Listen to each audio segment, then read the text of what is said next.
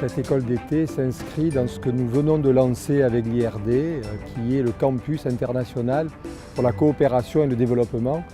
qui doit placer notre site comme un acteur majeur de réflexion, d'enseignement, de recherche dans le domaine du développement durable. Et donc cette année, nous commençons notre cycle de formation par cette école d'été qui va mobiliser un certain nombre d'acteurs à la fois de la rive nord et de la rive sud pour projeter l'avenir sur ces questions de développement durable.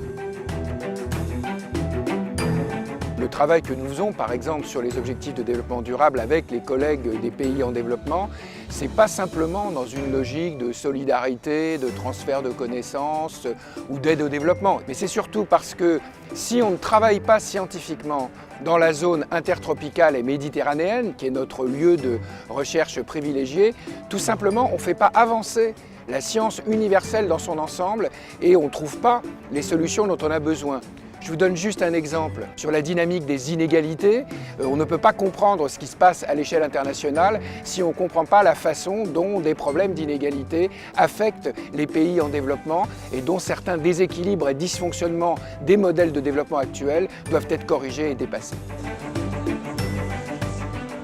Pour la première fois, dans les objectifs du développement durable est considérée la mobilité humaine, c'est-à-dire les migrations. Et nous sommes très intéressés à découvrir dans quelle façon on pourra mieux gérer les flux migratoires, vu qu'ils sont intégrés maintenant dans les politiques de développement.